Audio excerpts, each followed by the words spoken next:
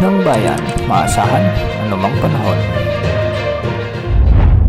Magandang oras po sa ating lahat. Narito na ang pinakahuling update sa magiging lagay ng ating panahon sa araw na ito at sa mga susunod na araw. Sa kasalukuyan, tatlong weather systems ang nakakaapekto ngayon sa ating bansa.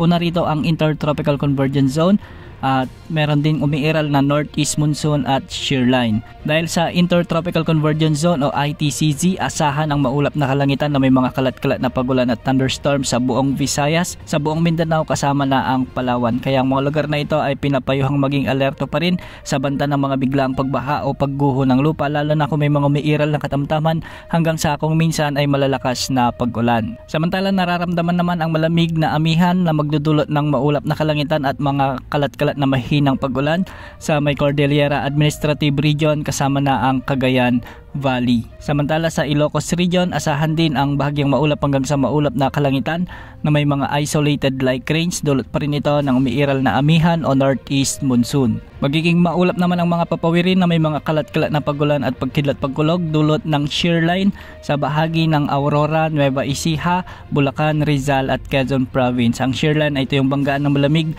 at mainit na hangin o yung amihan at ng easterlies.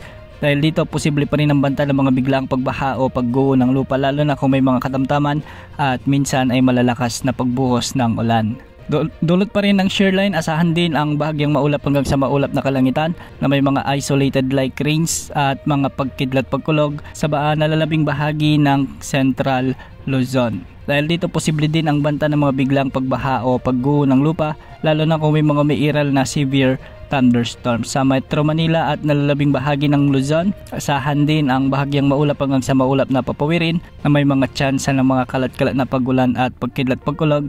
Dulot naman ito ng mga umiiral na localized thunderstorms. Mag-ingat pa rin sa banta ng mga biglang pagbaha o pagguho ng lupa, lalo na kung may mga umiiral na severe thunderstorms.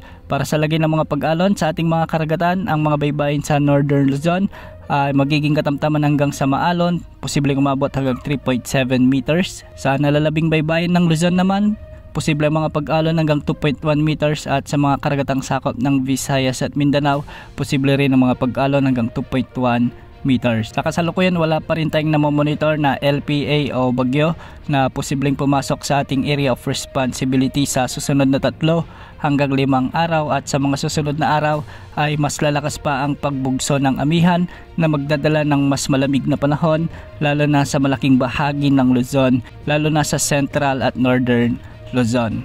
Yan muna ang latest sa lagi ng panahon. Ito po ang weather update ng bayan, maasahan anumang panahon.